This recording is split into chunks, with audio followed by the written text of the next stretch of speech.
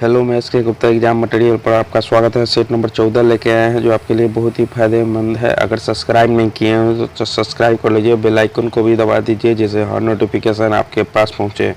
और दोस्तों में ज़्यादा शेयर करें, सब्सक्राइब करें। बीएसएससी बिहार सचिवालय सहायक मेन परीक्षा 27/1/2013 का छूटा हुआ शेष भाग है। आप लोग इसी पैटर्न पर तैयारी करें और इसे जितना भी प्रीवियस ईयर का क्वेश्चन लेके आते हैं आप उसे देख जाइए, ठीक है।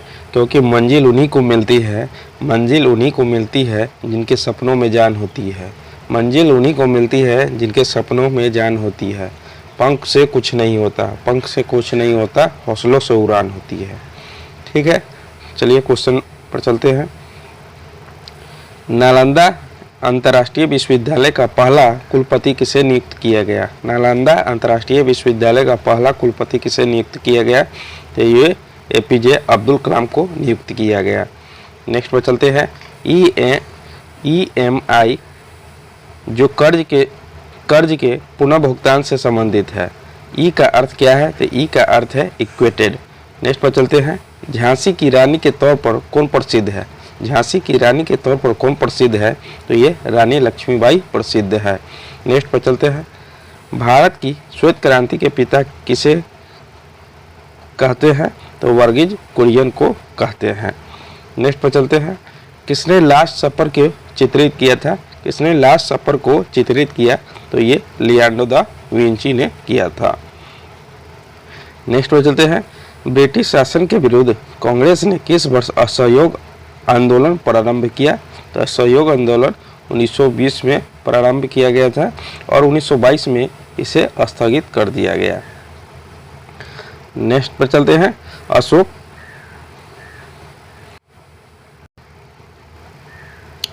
अशोक स्तंभ कहाँ स्थित है? तो ये बिहार में स्थित है। बिहार में स्थित है। नेक्स्ट पर चलते हैं। पंचायती राज मंत्रालय का गठन कब हुआ? तो ये 2004 ईस्वी में हुआ। नेक्स्ट पर चलते हैं। भारत में विशालतम समुद्र तट कहाँ स्थित है? तो ये तमिलनाडु में स्थित है। नेक्स्ट पर चलते हैं।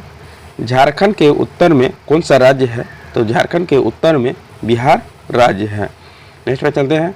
सबसे अंदर भूमि द्वारा घिरा पत्थर कौन है? तो ये विशाखापट्टनम है।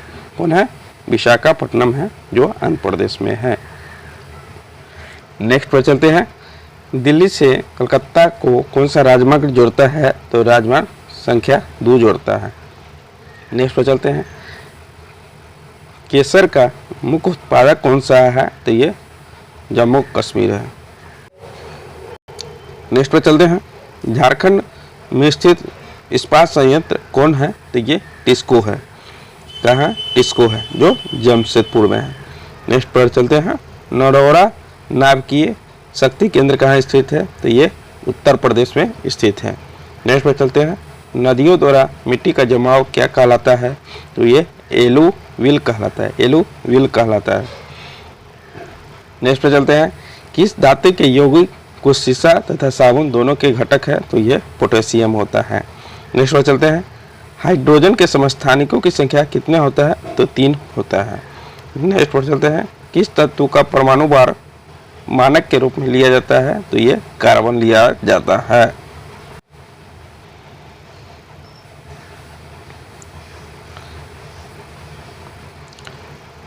नेक्स्ट पर चलते हैं। किस धातु के यौगिक कुछ शीशों तथा साबुन दोनों के घटक है? तो ये पोटेशियम होता है।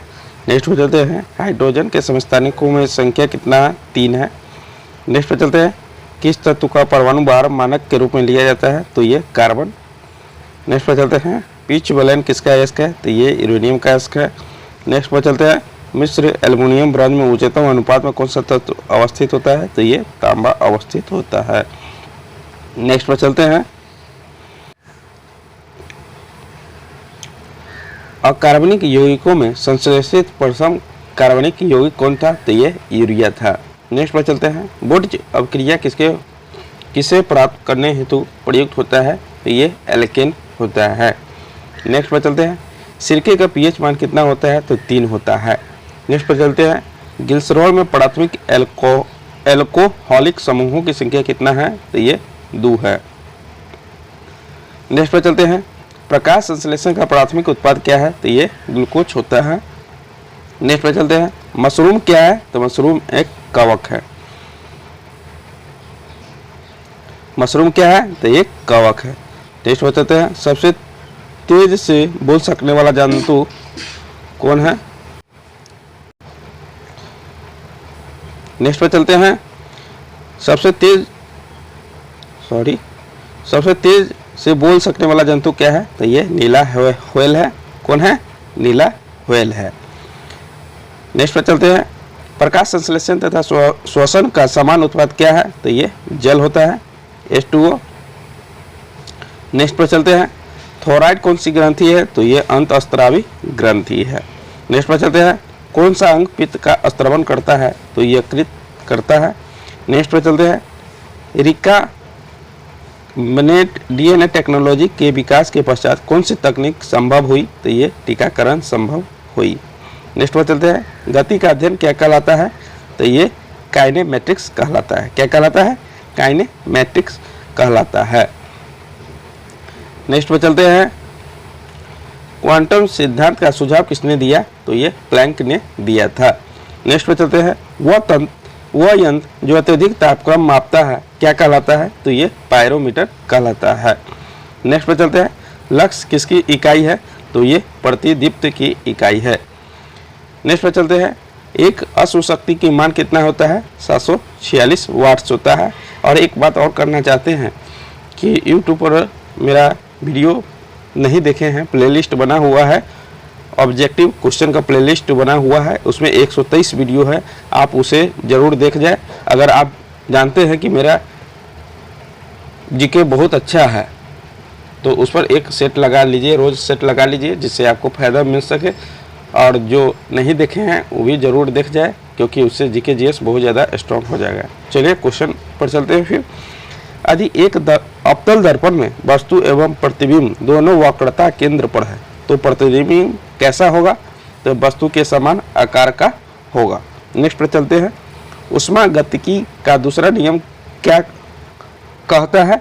तो ऊष्मागति का दूसरा नियम क्या कहता है? तो बिना किसी बाह्य कारक की सहायक के किसी कम ताप वाली वस्तु से किसी उच्च ताप वाली वस्तु की ऊष्मा स्थानांतरित नहीं की जा सकती है। नेक्स्ट पर चलते हैं, एक वायुयान की ध्वनि समानता किसके संगत में होती है? तो ये 100 डेसिबल के संगत में होती है। नेक्स्ट पे चलते हैं, 1 नैनोमीटर किसके बराबर होते हैं? तो 10⁻⁻7 सेंटीमीटर के बराबर होते हैं। नेक्स्ट पे चलते हैं, किस कोयले में कार्बन की मात्रा अधिकतम होती है? तो कार्बन की मात्रा सबसे ज़्यादा एंथ्रासाइट में होती है, सबसे उच्चतम अच्छा कोयला होता है। ठीक है, अगर आप लोगों को पसंद आया तो please like, subscribe and comment करना ना भूलें। मिलते हैं नेक्स्ट वीडियो में।